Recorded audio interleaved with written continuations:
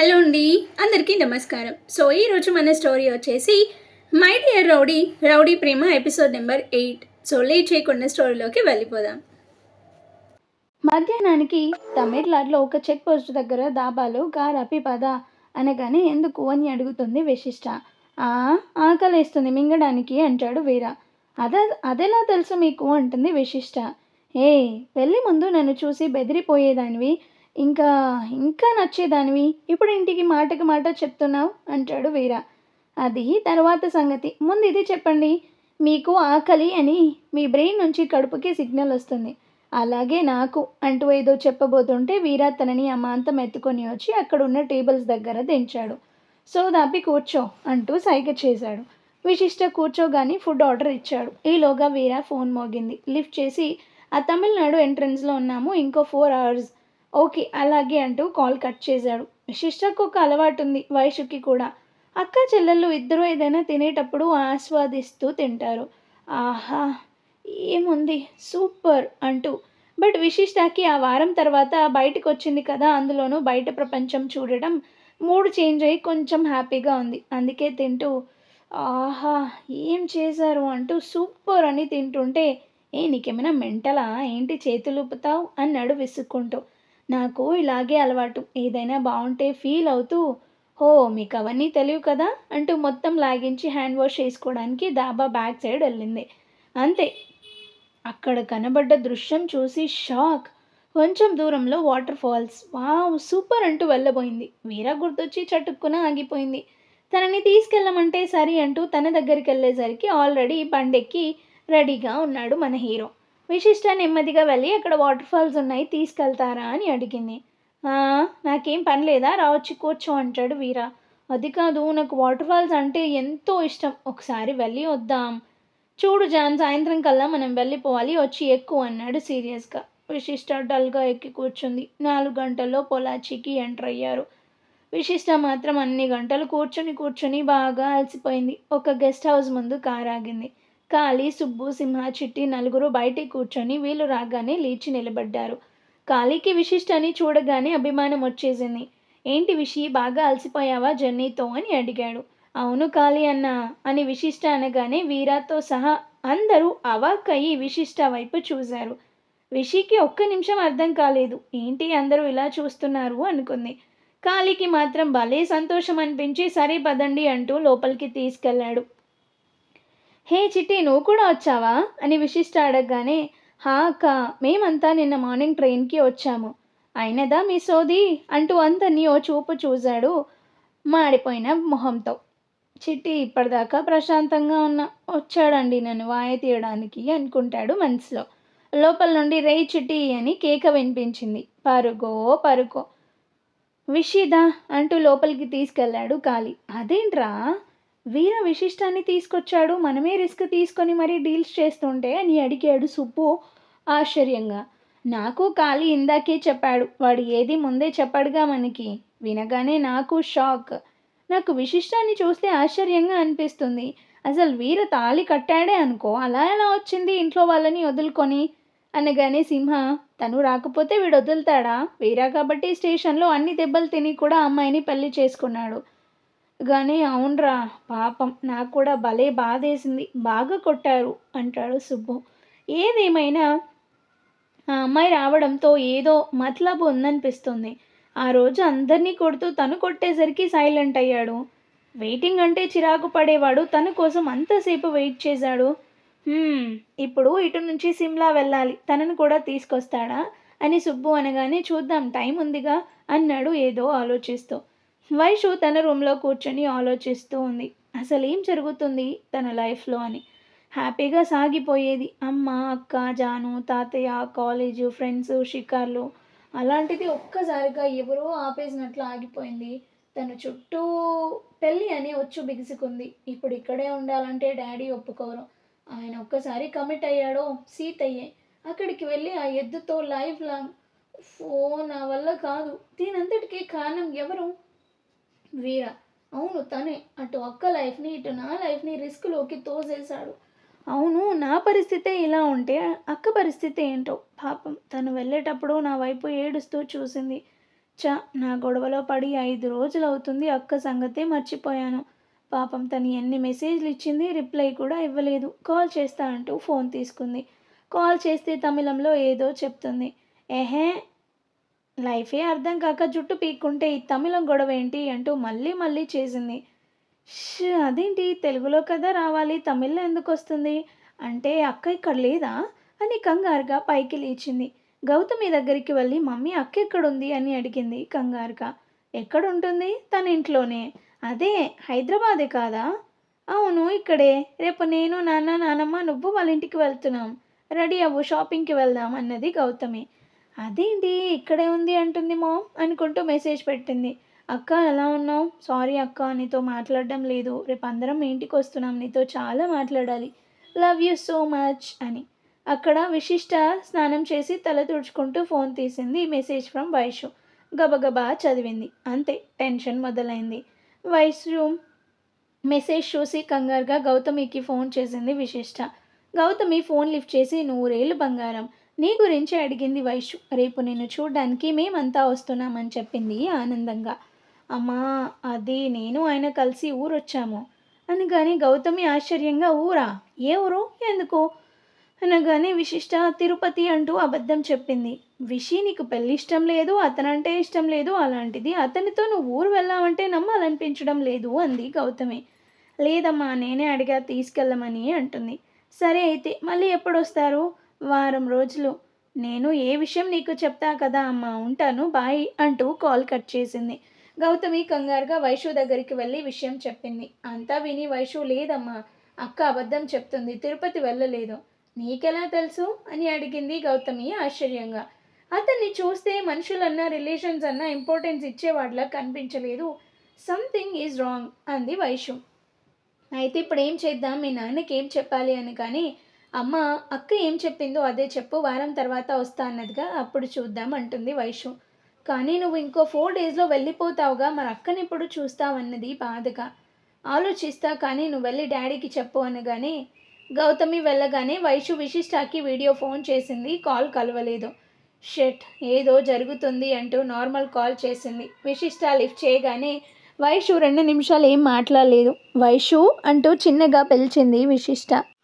అక్క ఎలా ఉన్నావు అని అడిగింది ఏడుస్తూ. నేను బాగానే ఉన్నాను, నువ్వు అని విశిష్ట అనగానే నేను బాగోలేనక్క, నువ్వు నాతో లేవు, నీ ఇష్టం లేకుండా నీకు పెళ్ళయింది, నువ్వు ఎలా ఉన్నావు అని టెన్షన్ ఒక పక్క. డాడీ నన్ను అత్త వాళ్ళతో వెళ్ళిపోమన్నారు, అదొక టెన్షన్ అన్నది కళ్ళు తుడుచుకుంటూ. సిద్ధు బావ ఎలా ఉన్నాడు అని అడిగింది విశిష్ట. వాడికే దుబ్బుగాడు బాగానే ఉన్నాడు అనగానే వైషు నా మీద కోపం తగ్గిందా అంటుంది. తగ్గిందక్క, అయినా నా పిచ్చి కానీ నీ మీద కోపం తెచ్చుకున్నా, అసలు కోపం రావాల్సిందా వీరా మీద అన్నది కోపంగా. నా ఫేట్ అలా ఉంది, ఎవరిని అనుకొని ఏం లాభం అనగానే అలా అని నువ్వు సరిపెట్టుకుంటే సరిపోతుందా? సరే కానీ ఎక్కడికి తీసుకెళ్లాడు నిన్ను అని అడుగుతుంది వైషు. తిరుపతి అంటుంది విశిష్ట. అక్క నువ్వు అబద్ధం చెప్తే నాకు ఈజీగా తెలిసిపోతుంది కానీ నమ్మే నిజం చెప్పు అనగానే కొన్నిసార్లు అబద్ధాలు అందంగా ఉంటాయి వైషు, నేను ఎక్కడున్నా సేఫ్గా ఉంటాను, నువ్వు నా గురించి భయపడుకో. అతను ఎలాంటి వాడైనా కానీ నన్ను మాత్రం చాలా కేరింగ్గా చూసుకుంటున్నాడు. సో నువ్వు యూకే వెళ్ళి బావతో కలిసి లైఫ్ స్టార్ట్ చేశారేనా అనగానే వైషు ఐ మిస్ యూ అక్క బాయ్ అంటూ కాల్ కట్ చేసింది. ఏంటి న్యూ లైఫ్ స్టార్ట్ చేసేది?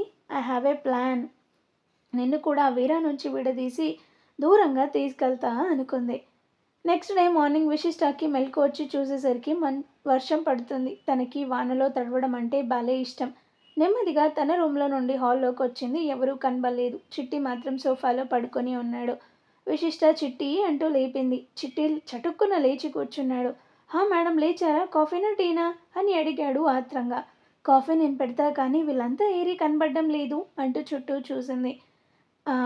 మాపే ఇంకా ఆ 3 కోతులు తెల్లవారుజామునే 4 గంటలకి వెళ్ళారు అంటాడు చిట్టి. ఆ మాపే నిన్ను జాగ్రత్తగా చూసుకోమని ఎక్కడికి వెళ్ళవద్దని చెప్పి మరీ వెళ్ళాడు అంటూ కిచెన్లోకి వెళ్ళాడు చిట్టి. మాపేనా అంటే అని అడిగింది విశిష్ట. మాడిపోయిన పెనం, ఆ మొహం మీద గుడ్డు పగలగొట్టి వేస్తే ఆమ్లెట్ అయిపోతుంది, గ్యాస్ ఖర్చు కూడా ఉండదు, ఎప్పుడు చూడు మొహం ఇలా పెట్టుకొని ఉంటాడు అని సేమ్ వీరా ఫేస్ ఎలా పెడతాడో అలాగే సీరియస్గా పెట్టాడు చిట్టి. విశిష్టకి నవ్వు వచ్చింది. మేడం నాకు ఒక్క విషయం చెప్పండి, అసలు ఆ మాపే మీకు ఎలా దొరికాడు? అదంతా ఎందుకు కానీ పాల ప్యాకెట్ ఇవ్వు, కాఫీ పెడతా అన్నది విశిష్ట. చిట్టి అన్నీ చూపించి సరే మేడం మీరు పెట్టండి నేను ఇప్పుడే వస్తా అంటూ వెళ్ళాడు. విశిష్ట కాఫీ ప్రిపేర్ చేసి తాగుతూ బయటికెళ్ళింది. చుట్టూ పచ్చని చెట్లు వాన పడుతుంటే భలే నచ్చింది. అక్కడే ముడుచుకొని కూర్చొని కాఫీ తాగుతూ వాననే చూస్తుంది. తను వైషు ఎన్నోసార్లు వానలో తడవడం డ్యాన్స్ చేయడం గుర్తొచ్చింది. మనసంతా దిగులైపోయింది. అయితే మన డిజైనర్ పాప బాధని మర్చిపోవాలని లేచి వానలో తడుస్తూ నిల్చుంది. డిజైనర్ పాపకి కూచిపూడ కూడా వచ్చుగా. అంతే, ఆ వానలో డ్యాన్స్ మొదలుపెట్టింది. కరెక్ట్గా అదే టైంకి మన మాపే గారు మాత్రమే కార్లో నుండి దిగాడు. విశిష్ట అలా డ్యాన్స్ చేస్తుంటే అలాగే చూస్తూ నిల్చున్నాడు. వానంటే చిరాకు అనే విషయం కూడా మర్చిపోయాడు. ఎందుకో తెలీదు, లయబద్ధంగా కదులుతున్న విశిష్ట చేతులు చూస్తున్న కొద్దీ చూడాలనిపిస్తుంది. ఇంకా డాన్సర్ పాప ఎవ్వరిని పట్టించుకునే స్థితిలో లేదు. వీర తనకి దగ్గరగా వచ్చి చేయి పట్టుకున్నాడు. అంతే, విశిష్ట ఒక్క క్షణం షాక్. వీర చేయి వదిలించుకొని లోపలికి పరిగెత్తుకుంటూ వెళ్ళింది. వీర మొహం చేత్తో తుడుచుకుంటూ తన వెనకే వెళ్ళాడు. ఇదంతా తెలియని చిట్టి విశిష్ట లోపలికి పరిగెత్తుకుంటూ రావడం చూసి ఏంటి మేడం మాపే వచ్చాడా అంటూ అడుగుతుంటే వీర వెనుక నుంచి చిట్టి నెత్తి మీద ఒక్కటిచ్చాడు. అబ్బా అని తల రుద్దుకుంటూ చూసేసరికి వీర కోపంగా మేడం వానలో తడుస్తుంటే వద్దని చెప్పకుండా ఎక్కడ చచ్చావు అంటూ చెయ్యి వెనక్కి లాగాడు. నేను చూడలేదన్నా వదిలే అన్నా అని చిట్టి అనగానే రే నేను ఇంకా ఏం అనలేదు. అవును ఏంటి మాపే అంటున్నావు ఏంట్రా అంటూ వెళ్ళిపెట్టాడు. వినేసావా నా పని అవుట్.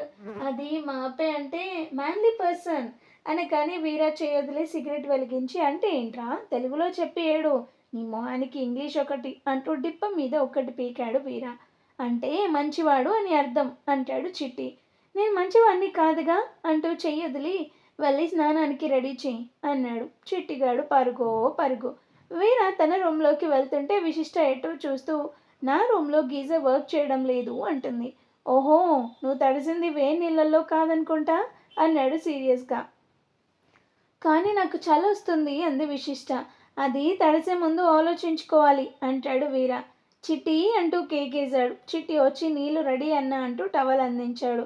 జాన్ నువ్వు వెళ్ళి నా రూమ్లో వేసిరా చేసిరా అంటూ హాల్లో కూర్చున్నాడు. విశిష్ట థ్యాంక్స్ చిట్టి అనగానే ఓయ్ నీకెవరితో ఏం మాట్లాడాలో కూడా తెలీదా అంటాడు వీర. ఇయ్య నాకా అనుకుంటూ వెళ్ళింది విశిష్ట. విశిష్ట రెడీ అయ్యి వచ్చి మీతో కొంచెం మాట్లాడాలి అన్నది. వీర తనని చూస్తూ ఇప్పుడు అదేగా చేస్తున్నావు అంటాడు. మా అమ్మ వాళ్ళు ఇంటికి వస్తున్నామని కాల్ చేశారు అనగానే ఎవరింటికి అంటాడు. అదే మీ ఇంటికి. నువ్వు ఉండేది అక్కడేగా. మీరు ఉండనివ్వరుగా. నేను ఎక్కడ ఉంటే నువ్వు అక్కడేగా అనగానే సరే మనం ఎప్పుడు వెళ్తామని అడిగింది. ఎక్కడికి? హైదరాబాద్. ఇప్పట్లో వెళ్ళము, ఇంకో నెల పడుతుంది. నెల? నేను మా అమ్మని చూడకుండా ఉండలేను. నేను నిన్ను వదిలే ఉండలేను అంటాడు వీరా కూడా. మీకు నేను 4 నెలలుగా మాత్రమే తెలుసు, కానీ మా అమ్మ చిన్నప్పటి నుంచి నాతో ఉంది అనగానే వీరా పైకి లేచి అయితే ఏంటి ఇప్పుడు అని అడిగాడు విసుక్కుంటూ. నేను ఇంకో వారంలో హైదరాబాద్లో ఉండాలంతే అని చెప్పి లోపలికి వెళ్ళిపోయింది. Time night 1 o'clock. సన్నగా వాన పడుతుంది. కారు వచ్చి ఆగింది. వీర సిగరెట్ వెలిగించి ఖాళీ రోని గాడి గ్యాంగ్లో వేణు అని ఎవడైనా ఉన్నాడా అని అడిగాడు. ఉన్నాడు వీరా. మొన్న రోని గాడితో గొడవైందని బయటకు వచ్చేశాడు. ఆ కోపంతో రోని వేణు ఫ్యామిలీ నుంచి టార్చర్ పెడుతున్నాడంట. చెప్పరా ఫ్యామిలీని చుట్టుపక్కల ఇళ్ళ వాళ్ళని ఊరుకోరా. ఏం చెప్తాం అని ఖాళీ అనగానే అంటూ వీరా వైపు చూసి బయటకైతే వచ్చాడు కానీ రోని అయితే ఏం వెతకడం లేదు అంటాడు. ఓహో అంటూ పొగొద్దులుతుంటే ఇప్పుడు వేణి గురించి ఎందుకు అడుగుతున్నావు అని అడుగుతాడు ఖాళీ. మొన్న నన్ను కలవాలని ట్రై చేశాడు, నేనే కావాలని కలవలేదు అనగానే నిన్ను కలవాలనా ఎందుకు వీరా అని అడుగుతాడు సింహ. నేను చెప్పనా వాడికి నీతో కలిసి పని చేయాలని ఎప్పటి నుంచో ఉంది, అందుకే కలవాలనుకుంటున్నాడేమో అని ఖాళీ అనగానే అర్థమైంది కానీ వద్దు అంటాడు వీరా. అదేంటి వీరా మనమేమీ రమ్మని లేదు, తనంతట తానే వస్తానంటే నీకేంటి ప్రాబ్లం అని సుబ్బు అనగానే వీరా సిగరెట్ నలిపి పారేస్తూ అందరికన్నా ప్రమాదం ఎవరితో తెలుసా, శత్రువులతో చెయ్యి కలిపేవాడు. రోనిగాడికి నేనంటే పడదు, ఆ విషయం తెలిసి కూడా నా దగ్గర పని చేయాలనుకోవడం ఏంటి, అందుకే వద్దన్నాను. అది కాదు, ఆ వేణు మనతో ఉంటే రోనిగాడి వీక్నెస్లు తెలుసుకోవచ్చు కదా అంటాడు సింహ. ఒకడు చెప్తే తెలుసుకుంటే నేనెందుకు అంటూ ఓ లుక్ ఇచ్చాడు వీర. వాళ్ళకి కొంచెం దూరంలో ఒక కారు వచ్చి ఆగింది. వీర దిగి మీరిద్దరు ఇక్కడే ఉండండి అంటూ తీసి బ్యాక్ పాకెట్లో పెట్టుకొని ఖాళీకి సైగ చేసి కార్ దిగాడు. ఆపోజిట్ కార్లో నుండి ఇద్దరు ఫేస్ కనబడకుండా మాస్కులు పెట్టుకొని దిగారు. వాళ్ళిద్దరూ వీర దగ్గరకొచ్చి 2 బ్యాగులు ఇచ్చారు. ఖాళీ వచ్చి బ్యాగులు ఓపెన్ చేసి అమౌంట్ చూశాడు. ఎందుకో డౌట్ వచ్చి వీర క్యాష్ తగ్గింది అన్నాడు. వీర వాళ్ళ వైపు చూసి అది బయటికి తీసి తన దగ్గర ఉన్న డైమండ్స్ల నుండి 5 తగ్గించి ఇచ్చాడు. అదేంటి, ఎందుకు తగ్గిస్తున్నావు అని వాళ్ళనగానే మీరిచ్చిన అమౌంట్కి తగ్గట్లు ఇస్తున్నా అన్నట్టు అంటూ వెనక్కి తిరిగాడు. వాళ్ళలో ఒకడు వీర తల మీద కర్రతో ఒక్కటిచ్చాడు. రే అంటూ వాడిని తోసేశాడు ఖాళీ. ఇదంతా చూస్తున్న సింహ సుబ్బు కారు దిగి పరిగెత్తుకుంటూ వచ్చారు. వీరాకి కళ్ళు బాయిళ్ళు కమ్మాయి. వీర రివాల్వర్ తీసి తనని కొట్టిన వాడి నుదుటిన పెట్టాడు. అది చూసి రెండో వాడు ఫాస్ట్గా పరిగెత్తి కారు ఎక్కాడు. కారు టైర్కి షూట్ చేసేసరికి అది కాస్త పంక్చర్ పడింది. ఖాళీ సింహ వెళ్ళి వాడిని లాక్కొచ్చారు. ఏరా అంతుందా, వీరానే చీట్ చేసేంత అంటూ ఇద్దరి తలల్ని పట్టుకొని ఒకరి తలతో ఒకరిని కొట్టాడు. ఖాళీ ఇద్దరిని కట్టేసి డిక్కీలో పడేయి అంటూ వాళ్ళ దగ్గర ఉన్న క్యాష్ బ్యాగ్ తీసుకొని కార్ ఎక్కాడు. నెక్స్ట్ డే మార్నింగ్ 10 అయినా వీర వాళ్ళు ఎవ్వరూ రాకపోవడంతో చిట్టి అంటూ పిలిచింది విశిష్ట. చిట్టి వచ్చి చెప్పండి మేడం అనగానే కూర్చో చిట్టి అంటూ ఏమయ్యారు వీళ్ళు అని అడిగింది బయటికి చూస్తూ. ఏమవుతారు, ఫుల్గా తాగి ఎక్కడో పడిపోయి ఉంటారు అంటూ మొహం చిరాగ్గా పెట్టాడు చిట్టి. నువ్వెన్ని సంవత్సరాలుగా చేస్తున్నావు అని అడుగుతుంది విశిష్ట. సంవత్సరం దాటింది మేడం. మరి నీ ఫ్యామిలీ ఎక్కడ ఉంటారు అని అడుగుతుంది. ఊళ్ళో ఉంటారు మేడం. వ్యవసాయం గత 2 సంవత్సరాలుగా పెద్దగా పంటలు పండక నా చదువు ఆగిపోయింది. నాకేమో చదువుకోవాలని మస్తు కోరికాయే. అందుకే మా చుట్టాలు ఆయన సహాయంతో సిటీకి వచ్చా. ఆయనేమో ఎక్కడా దొరకనట్లు ఈ మాపే కాడ పడేసిపోయాడు అనగానే, ఓహో మరి నీకు జీతం ఎంత ఇస్తారు? వీరా అన్నేమో జీతం 10,000 ఇస్తాడు. ఖాళీ అన్న మాత్రం ఊరు వెళ్తున్నా అంటే బోలెడు డబ్బులు ఇస్తాడు. అంతేకాదు వాళ్ళేమైనా స్పెషల్స్ తెప్పించుకుంటే నాకు కూడా పెడతారు. వాళ్ళిద్దరే ఉంటారా? ఖాళీ అన్నకి ఫ్యామిలీ ఉన్నది. ఈ మధ్యనే వాళ్ళ చెల్లికి పెళ్లి చేశాడు. విశిష్ట ఇంట్రెస్ట్గా అదే అడగాలి నిన్ను. పెళ్ళికి వెళ్ళావా? రాకపోతే ఖాళీ అన్న ఊరుకుంటాడా? పెళ్ళి బాగా జరిగిందా? ఏ ఊరిచ్చారు? ఆ అబ్బాయి ఏం చేస్తూ ఉంటాడు? పెళ్ళి బాగానే జరిగింది మేడం. ఆ అబ్బాయి ఏదో కంపెనీలో జాబు. హైదరాబాద్లోనే బోరబండ దగ్గర ఉంటారు. అయితే ఖాళీ అన్న రౌడీ అని పెళ్ళిలో ఎవరో చెప్పారట. అప్పుడేమనలేదు కానీ సుమక్కని దింపడానికి వెళ్ళినప్పుడు మాత్రం ఖాళీ అన్నని నానా మాటలు అనేసి ఇంకెప్పుడు వాళ్ళింటికి రావద్దని చెప్పారట. పాపం మేడం, ఖాళీ అన్న ఆ విషయం వీర అన్నకి చెప్తుంటే నేను విన్నాను. ఆ వీర అన్న ఏమన్నాడు అని అడిగింది విశిష్ట ఆశ్చర్యంగా. అయ్యో అదెందుకు అడుగుతారు మేడం. అంతా విని వీర అన్న ఏం పర్లేదు అటువైపు వెళ్ళమాకు అని సింపుల్గా ఒక్క ముక్కలో తేల్చేశాడు. అసలు ఆ మొహంలో ఒక నవ్వు కానీ బాధ కానీ సంతోషం కానీ ఏముండవు. అదే మనిషో అనగానే విశిష్ట కూడా అవును ఆయనకి నాన్న ఉన్నారుగా, ఇక్కడికి అదే కొడుకు దగ్గరికి రారా, ఇంకెవరు లేరా అని అడుగుతుంది. వస్తాడు, తాగడానికి పైసలు అవసరం పడితేనే వస్తాడు, లేకపోతే రాడు. ఇంకా ఆయనకి రెండో భార్య, వాళ్ళకి ఒక అమ్మాయి ఉందని ఖాళీ అన్న చెప్పాడు కానీ వాళ్ళైతే ఎప్పుడూ రాలేదు. ఓహో అయితే ఆయన మదర్ చనిపోయారా అన్నది కొంచెం ఫీల్ అవుతూ విశిష్ట. అంతే కదా మరి అంటుండగా కారు హారన్ వినపడింది. చిట్టి పైకి లేస్తూ వచ్చారు నా ప్రాణానికి అంటూ గొనుక్కుంటూ వెళ్ళాడు. విశిష్ట తన రూమ్లోకి వెళ్ళి డోర్ క్లోజ్ చేసింది. వీర ఖాళీకి ఏదో చెప్పి లోపలికి వెళ్ళాడు. చిట్టి అంటూ కేక వేశాడు. అన్నా అని చిట్టి అనగానే మేడం ఇంకా లేవలేదా అంటూ అడిగాడు విశిష్ట రూమ్ వైపు చూస్తూ. వీర ఎప్పుడో లేచారు, స్నానం టిఫిన్ అన్నీ అయిపోయాయి, ఇప్పటిదాకా ఇక్కడే కూర్చున్నారు, మిమ్మల్ని చూసే లోపలికి వెళ్ళిపోయారు అనగానే సరే వెళ్ళి వంట చేయి, నాన్ వెజ్ వండు అంటూ తన రూమ్లోకి వెళ్ళి విశిష్ట నెంబర్కి కాల్ చేశాడు. డాన్సర్ కమ్ డిజైనర్ పాప ఫోన్ రింగి చేతిలోని తీసుకొని చూసింది. ఏం పెట్టిందబ్బా నేమ్, ఎనీ గెస్సెస్? లిఫ్ట్ చేసి చెప్పండి అన్నది. జాన్ రెడీ అవ్వు, మనిద్దరం బయటికి వెళ్దాం. నేను రాను. వస్తావా అని అడగటం లేదు, రా అని చెప్తున్నా. నీకు 10 నిమిషాలు టైం, నీ అంతట నువ్వే వెళ్ళి కార్ దగ్గర వెయిట్ చేయి, నేను వస్తా అంటూ కాల్ కట్ చేశాడు వీర. శంషాబాద్ విమానాశ్రయం. 2 కార్లు వచ్చాయి. గౌతమ్, విక్రమ్, వైషు, జాను ఒక కారులో నుంచి, సిద్ధు, సురేంద్ర, సుచిత్ర, తాతయ్య ఇంకో కారులో నుండి దిగారు. లోపలికి వెళ్ళాక గౌతమి వైషుని పట్టుకొని ఏడుస్తూనే ఉంది. విక్రమ్, గౌతమి ఇంకా ఆపుతావా, కారెక్కిన దగ్గర నుంచి ఏడుస్తూనే ఉన్నావు అన్నాడు విసుక్కుంటూ. వైషు గౌతమి కళ్ళు తుడుస్తూ ఎందుకమ్మా ఏడుస్తావు?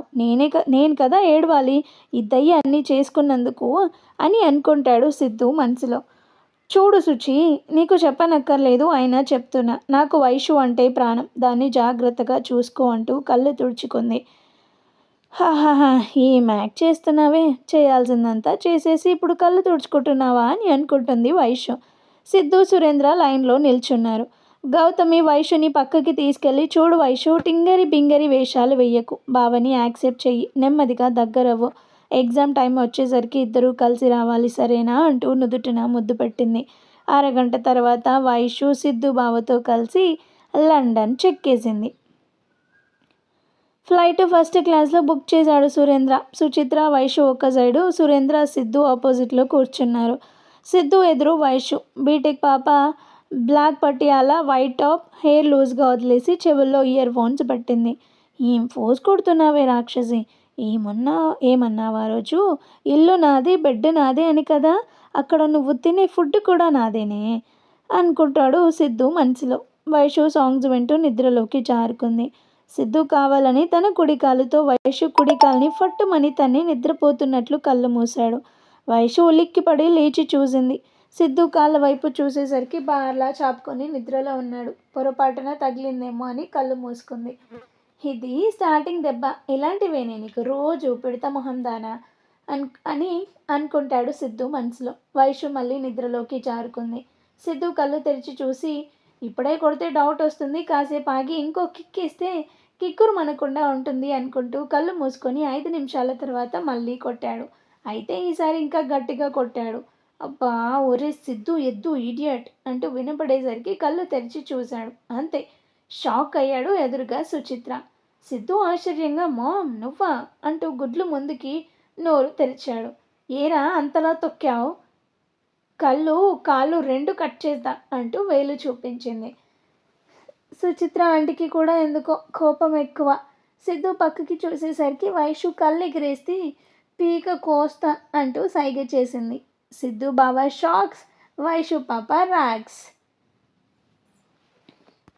విశిష్ట లేచి రెడీ అవుతూ ఏంటో బెదిరిస్తున్నాడు, అసలు ఇదంతా జాను వల్లనే అనుకుంటూ బామ్మకి ఫోన్ చేసింది. జాను లిఫ్ట్ చేసి ఎలా ఉంది పొలాచి అని అడిగింది నవ్వుతూ. బామ్మ, నేను ఇక్కడ భయపడుతూ మీ అందరికీ దూరంగా ఉన్నందుకు ఫీల్ అవుతుంటే నీకు నవ్వు వస్తుంది. నవ్వు సరే, కానీ డాన్ ఎలా ఉన్నాడు? ఎలా ఉంటాడు? మొహం మార్చుకొని కోపంగా. అదేంటో బామ్మ, తినేటప్పుడు సీరియస్గా, మాట్లాడేటప్పుడు సీరియస్గా, చివరికి టీవీ కూడా సీరియస్గా చూస్తాడు అన్నది ఆశ్చర్యంగా. అయ్యో రామా, అలాగా? కనీసం నిన్ను చూసైనా నవ్వుతాడా? ఒక్కసారి నవ్వాడు, అది కూడా వెటకారంగా. సరేలే, ఇంతకీ నేను చెప్పినట్లు చేస్తున్నావా లేదా? ఏంటి చేసేది? పెళ్ళవగానే 4 రోజులు అయిందో లేదో నిద్రలో ఉన్న నేను కారులో ఉన్నాను. అయినా అదేంటి బామ్మ, నేనంటే ఇష్టం అంటాడు, మరి నాకు ఇష్టమైనట్లు కదా నడుచుకోవాలి. ఇప్పుడు కూడా బయటికి వెళ్ళాలంట. రెడీ అవ్వమని ఆర్డర్ వేశాడు. జాను వెళ్ళకు. నీకే అక్కడ కూర్చొని ఈజీగా చెప్తావు, ఇక్కడ ఫేస్ చేయాల్సింది నేను అన్నది విశిష్ట కోపంగా. ఇప్పుడేంటి బయటికి వెళ్లకుండా ఉండటానికి వంక కావాలంతేనా అంటూ ఒక ఐడియా చెప్పింది. అది విని విశిష్ట సరే చూస్తా, మళ్ళీ చేస్తా, బాయ్ అంటూ కట్ చేసింది. శారీ కట్టుకొని సింపుల్గా రెడీ అయి హాల్లో కూర్చుంది. చిట్టి కిచెన్లో అవస్థలు పడడం చూసి ఏం వండుతున్నావు అంటూ కొంచెం వాయిస్ పెంచి అడిగింది. మటన్ కర్రీ మేడం అంటూ బదులిచ్చాడు.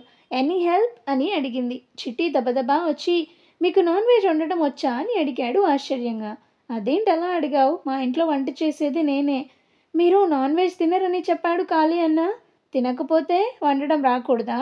అవునా, నాకు నాన్ వెజ్ సరిగ్గా రాదు, యూట్యూబ్లో చూసి ఏదో మేనేజ్ చేస్తున్నా, రండి హెల్ప్ చేయండి అయితే అనగానే విశిష్ట సరేనని పైకి లేస్తుంటే వీరా రావడం చూసి అమ్మో మాపే వస్తున్నాడు, నేను జంపు జిలాని అంటూ కిచెన్లోకి వెళ్ళిపోయాడు. వీరా వచ్చి నిన్ను కార్ దగ్గర కదా వెయిట్ చేయమన్నాను అంటూ ముందుకు నడిచాడు. విశిష్ట లేచి వెనక నడుస్తూ బయట స్టెప్స్ రాగానే స్కిడ్ అయి పడిపోయింది. అమ్మా అంటూ అరిచేసరికి వీర వెనక్కి తిరిగి చూసి ఏమైంది అంటూ కంగారుగా దగ్గరకు వచ్చాడు. స్కిడ్ అయింది అని చెప్తుంది. రెండు కళ్ళు ఏడ్చాయి, చూసుకోలేవా అంటూ చేయి పట్టుకొని ఫోర్స్గా పైకి లేపాడు. చిన్నగా నాయన, పిల్ల సుకుమారం, నీ దాటికి ఎలా తట్టుకుంటుందో ఏంటో. విశిష్ట 2 అడుగులు వేసి కాలు నొప్పిగా ఉంది, నడవలేను అంటూ ఆగిపోయింది. నిన్నేమైనా నడవమన్నానా? లేదుగా అంటూ విషిని 2 చేతులతో పట్టుకొని తీసుకెళ్ళాడు. వదలండి ప్లీజ్ అంటున్నా కూడా వినకుండా ఫ్రంట్ డోర్ తీసి కూర్చోబెట్టాడు. బామ్మ నీ ఐడియా పని చేయలేదు. తను కారెక్కి స్టార్ట్ చేశాడు. ఎక్కడికి అని అడిగింది విశిష్ట. చెప్తే గాని రావా అంటూ సీట్ బెల్ట్ పెట్టాడు. విశిష్ట ఏం మాట్లాడకుండా మౌనంగా కూర్చుంది. అవును, డాన్స్ చేస్తున్నావు కదా, నీకు ఇష్టమా అని అడిగాడు. ఇష్టం కాబట్టే కదా నేర్చుకున్నాను అంటూ సీరియస్గా చెప్పింది. కాసేపు తర్వాత కారు ఒక జ్యువెలరీ షాప్ ముందు ఆగింది. వీరా దిగు అనగానే ఇక్కడికి ఎందుకు తెచ్చారు అంది. జ్యువెలరీ షాప్కి ఎందుకు వస్తారు అని అడుగుతాడు. నాకేం అవసరం లేదు అంది. కానీ నాకు అవసరం పద అంటూ దిగాడు. విశిష్ట మాత్రం దిగకుండా అలాగే కూర్చుంది. వీరా తన వైపు వచ్చి దిగుతావా లేదా అని అడిగాడు కోపంగా. సరే మనీ తీసుకొచ్చారా అంది విశిష్ట. అది నీకు అనవసరం, ముందు దిగు జాన్ అంటూ డోర్ తీశాడు. మీరేం కష్టపడి సంపాదించడం లేదు, ఇల్లీగల్ బిజినెస్లు చేసి సంపాదించినవి నాకొద్దు అంటూ స్థిరంగా చెప్పింది. షో అని కోపంగా విశిష్ట బుగ్గ పట్టుకొని నొక్కుతూ పోనీలే అని ఊరుకుంటుంటే చాలా ఎక్కువ చేస్తున్నావు, మర్యాదగా రా అంటూ చేయి పట్టుకొని లాగాడు. విశిష్ట తన చేయి వదిలించి నేను రానంటే రాను అంటుంది. జాన్ లాస్ట్ టైం ఫైనల్గా అడుగుతున్నా, వస్తావా రావా అనగానే విశిష్ట ఏం మాట్లాడలేదు. సరే అలాగే కానివ్వు, నేనంటూ చూపిస్తా అంటూ లోపలికి వెళ్ళాడు. విశిష్ట ఫోన్ రింగ్ అవుతుంది. చూస్తే నటాషా నుంచి కాల్. విశిష్ట లిఫ్ట్ చేసి హలో అన్నది నీరసంగా. ఎక్కడున్నావే, బిందు కూడా ఇక్కడే ఉంది అంటూ స్పీకర్ ఆన్ చేసింది. ముందు ఇది చెప్పండి, రవి ఎలా ఉన్నాడు అని అడిగింది కంగారుగా. తనని డిశ్చార్జ్ చేశారు, కాకపోతే కొంచెం వీక్గా ఉన్నాడు. హో గుడ్. సరే నువ్వెక్కడా, నీ రౌడీ మొగుడు ఎక్కడా అని అడిగింది నటాషా. చీచీ ఏంటా వర్డ్ రౌడీ మొగుడు, యాక్. తిరుపతికి వచ్చామంది విశిష్ట. ఎవరికి వినిపిస్తావు నీ స్టోరీ, నిజం చెప్పు అని నటాషా అనగానే పొలాచి అంది. ఇద్దరు ఒకేసారి పొలాచినా అంటూ అడిగారు ఆశ్చర్యంగా. హా అంది విషి. కొంపదీసి గురుడు హనీమూన్కి తీసుకెళ్లాడా అని బిందు అనగానే అంత ఉందని నేనైతే అనుకోను అంటుంది నటాషా. అది తనేదో పని మీద వస్తూ నన్ను తీసుకొచ్చారు అంది విశిష్ట. పనా, అక్కడేం పని అంది బిందు. అక్కడ కూడా చూసినవి నచ్చినవి కబ్జా చేస్తాడా ఏంటి అని అనగానే అదేం లేదులే కానీ మా ఇంట్లో చెప్పకండి, సరే కానీ మన రిజల్ట్స్ రాగానే ఫోన్ చేయండి అనగానే ఇంకా నేను ఫ్యాషన్ డిజైనింగ్లోకి వస్తానో లేనో కూడా తెలీదు, నా లైఫ్ నా చేతిలో లేదు, మా ఇంటికి వెళ్ళు, నేను అమ్మతో చెప్తాను, నా రూమ్లో ఉన్న డిజైన్లు డ్రాయింగ్స్ మెటీరియల్స్ అన్నీ నువ్వు తీసుకో, బాబీ సార్కి చెప్పు నాకు ఎటువంటి ఆఫర్స్ వద్దని, సరేనా అనేసరికి నటాషా ఆర్ యూ మ్యాడ్, ఏం మాట్లాడుతున్నావో అర్థమవుతుందా, నువ్వు హైదరాబాద్కి వచ్చాక కలిసి అనగానే ఇంకా కలిసేది ఏం లేదు, డూ వాట్ ఐ సే అంటూ వీరా రావడం చూసి సరే నేను మళ్ళీ కాల్ చేస్తాను అంటూ కాల్ కట్ చేసింది. వీరా 2 జ్యువెలరీ బాక్సులు తీసుకొని కారు ఎక్కగానే విశిష్ట కూడా ఎక్కింది. తీసుకో అంటూ బాక్సులు విశిష్ట ఒళ్ళో పడేశాడు. నాకొద్దని చెప్పాగా అంటుంది. నేను విననని నీకు అర్థమైందిగా అనగానే విశిష్టకి ఏం చేయాలో తోచలేదు, కామ్గా కూర్చుంది. తర్వాత ఒక రెస్టారెంట్ ముందు ఆపాడు. చూడు జాన్, ఇవాల్టి నుంచి నేను ఏది చెప్తే అది వినాలి, కాదు కూడదు అంటే బాగోదు, దిగు అంటూ తను దిగాడు. విశిష్ట బాక్స్లని వెనుక సీట్లో పడేసి దిగింది. పద అంటూ చెయ్యి పట్టుకొని లాక్కెళ్ళాడు. లోపలికి వెళ్ళి కూర్చొని తర్వాత చెయ్యి వదిలి నీకు కావలసినవి తిను అంటూ మెనూ తీసి ముందు పెట్టాడు. విశిష్ట వీరా వైపే కోపంగా చూస్తుంటే అక్కడ చూడు అంటూ కళ్ళతో మెనూ వైపు చూపించాడు. విశిష్ట పైకి లేచి నాకేం వద్దు అనగానే అలా అంటే కుదరదు, ఏదో ఒకటి తినాలి అంటే అబ్బా ఒక్కసారి చెప్తే అర్థం కాదా మీకు, ఎందుకు అలా ఇబ్బంది పెడతారు అన్నది కోపంగా. వీరాకి విశిష్ట అలా అరిచేసరికి కోపం పీక్స్కి వెళ్ళింది. టేబుల్ మీద ఉన్న ఫ్లవర్ వాస్ తీసి నేలకేసి కొట్టాడు. అంతే, అక్కడున్న వారంతా కామ్ అయిపోయి వీళ్ళ వైపే చూశారు ఆశ్చర్యంగా. విశిష్టకి చాలా ఎంబారసింగ్గా అనిపించింది. కామ్గా కూర్చుంది. వెయిటర్స్ ఇద్దరు పరిగెత్తుకుంటూ వచ్చి తమిళ్లో ఏదో తిట్టారు వీరానే. వీరా వాలెట్ తీసి వాళ్ళిద్దరికీ చెరో 100 ఇచ్చాడు. డీడీ పాప అవాక్కైంది. వీరా వాళ్ళకి తమిళంలో ఏదో చెప్పగానే వాళ్ళిద్దరూ వెళ్ళిపోయారు. నువ్వు ఏం తిని ఏడుస్తావో నాకు తెలిసి ఏడవదు, ఖాళీగాడేమో బయటికి తీసుకెళ్ళు, తనతో టైం గడుపు, తనకిష్టమైనవి కొనివ్వు అంటూ జోరిగలాగా నస అనగానే విశిష్ట అదే కదా సడన్గా బయటికి అనేసరికి నేను షాక్ అయ్యా అనుకొని విశిష్ట ముందు ఐస్ క్రీమ్ పెట్టారు. విశిష్ట ఆశ్చర్యంగా చూస్తుంటే ఏంటి గుడ్ల గుబ్బలాగా చూస్తున్నావు, నీకే తింటావో తాగుతావో నీ ఇష్టం, నేను ఇప్పుడే వస్తా అంటూ బయటికి వెళ్ళాడు. డీడీ పాప తనని చూస్తూ సిప్ చేస్తుంది. వీరా సిగరెట్ వెలిగించి కారు కానుకొని ఎవరికో ఫోన్ చేశాడు. అక్కడికి ఒక బిచ్చగాడు వచ్చి డబ్బులు అడుగుతుంటే మాపే ఫేస్తో విసుక్కుంటున్నాడు.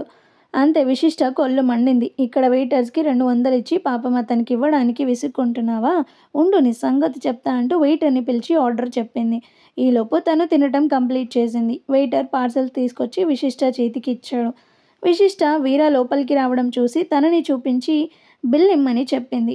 వీర దగ్గరికి రాగానే పార్సల్ కనబడకుండా చీర కొంగుతో కవర్ చేసి నేను బయట వెయిట్ చేస్తుంటా అని చెప్పి వెళ్ళిపోయింది. వెయిటర్ బిల్ ఇవ్వగానే అది చూసి ఏంటింత అని అడిగాడు విసుక్కుంటూ. పార్సల్ గురించి చెప్పాడు వెయిటర్. హో, లంచ్కి పార్సల్ ఏమో అనుకొని మనీ ఇచ్చేసి వచ్చాడు. ఈలోపు విశిష్ట అక్కడే ఉన్న బిచ్చగాడికి పార్సల్ ఇచ్చేసి కామ్గా కార్ దగ్గరకు వచ్చి నిలబడింది. వీర కార్ ఎక్కి జాన్ ఇవాళ మనకి ఫస్ట్ నైట్ అంటూ డిజైనర్ పాప నెత్తి మీద ఒక బాంబు వేశాడు. సో మరి ఆ తర్వాత ఎలా ఉండబోతుంది అనేది నెక్స్ట్ ఎపిసోడ్లో చూద్దాం. స్టోరీ నచ్చితే లైక్ చేయండి, షేర్ చేయండి అండ్ అలాగే మన ఛానల్ని కూడా సబ్స్క్రైబ్ చేసుకొని హైప్ ఆప్షన్ని క్లిక్ చేసి పాయింట్స్ ఇవ్వండి. Thank you.